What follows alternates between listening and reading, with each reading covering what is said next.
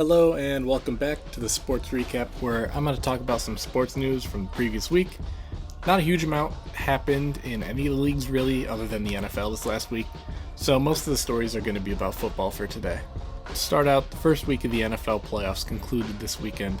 Most games went as expected, but for the 49ers and the Cowboys, they had one of the most strange endings to a game that I've ever seen. I'm going to try and paint the picture here a little bit in case you didn't see it. So on third down, the 49ers, all they had to do was get the first down and they would win the game. Initially, the refs actually marked it as one after their play, but after they reviewed the play, they marked the ball about half an inch short. This must have been like the shortest amount of field that they had to cover to get a first down that I've ever seen. So the 49ers went up to run a play since it was probably like fourth and half an inch, just to end the game. They were probably going to QB sneak it since it's almost impossible that they wouldn't get it. Instead, when they went up to run the play, there was a false start on the 49ers, which gave the Cowboys the ball back. After they punted the ball back to the Cowboys, they had about 40 seconds or so left with no timeouts. They ran plays up until there was about 10 seconds left, gaining chunks of yardage. And at this point, they're probably about at midfield. So they wanted to get one more big chunk play to try and get into a good position to where they could take a shot at the end zone. So the 49ers at this point are covering the sidelines. They're leaving midfield wide open because they don't want them to get out of bounds. They don't have a timeout. They don't want them to stop the clock. The Cowboys made a really gutsy call and ran up the middle with Dak for about 20 yards, assuming that they would have time to get down, spike the ball, and run one more play, and they should have. But instead, the refs didn't get into position to place the ball quick enough, and the game ended because they ran out of time. Because of this, after the game, fans were really mad at the refs, and they were throwing trash at them. At first, Dak Prescott thought that they were throwing trash at the players because one of the pieces of trash went right towards DeMarcus Lawrence, and he blocked it with his helmet, which was actually pretty impressive. In his post-game interview, Dak was told that they weren't throwing it at players, but instead throwing it at the refs. And Dak kind of said something that almost implied that that was okay for fans to do. He did say later on that he regretted saying that, like a couple days after it. And he was also fined $25,000 by the league. So that part isn't really huge news. But what I did want to talk about is that I hate the way that this game ended. It almost feels like the game was incomplete because they didn't get to run one more play that they should have been able to run. Tons of times I see the refs not being ready in key moments, and that's something that the league needs to work on that. In this case specifically, the ref that was supposed to place the ball down and then allow them to snap the ball didn't start moving forward towards where they would have to plant the ball until after Dak slid, which I think is wrong. He should have been moving forward so he could have been ready to plant the ball. Everyone should have to be ready in 2-minute drills, and that includes the refs.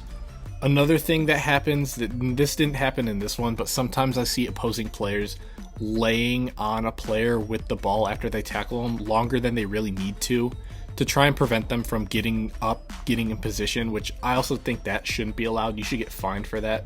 Really anything in between plays that wastes time that isn't done by the offense, I'm not a huge fan of, because whether they run out of time to run plays should be completely up to the offense, not the defense, not the refs.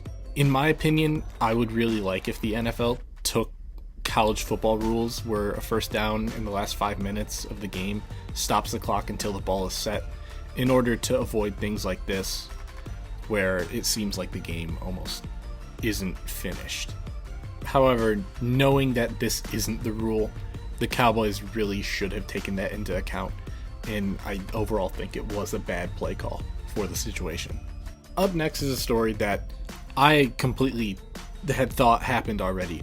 The Las Vegas Raiders have fired Mike Mayock as their GM. Like I said, I thought that this happened already. I could have sworn it happened before the season even started. But regardless of whether it happened or not, it was definitely coming up soon. There was a long string of draft busts that Mike Mayock had selected since being there. I was actually surprised by how bad some of his picks were. He was really good at being a draft analyst on TV for years before this, and me and everyone else thought that this would translate well into being a GM, but obviously it didn't.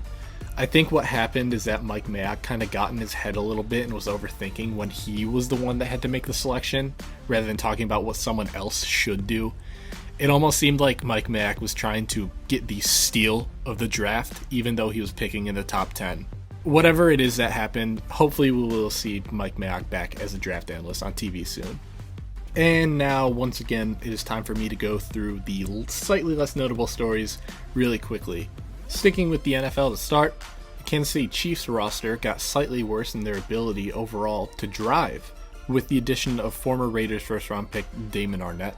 Next up from the NFL, Eagles GM Howie Roseman stated that Jalen Hurts will be the team's starting quarterback next season.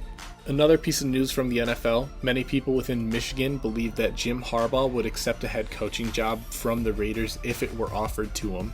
Now over to the NBA, Kevin Durant will be out 4 to 6 weeks with a sprained knee, which will more than likely prevent him from winning the MVP this year that he was on pace to win. And finally, from the NBA, the Denver Nuggets have signed DeMarcus Cousins to a 10-day contract. That's going to be it for this week.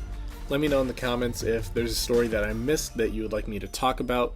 Leave a like if you enjoyed, and I'll see you next week.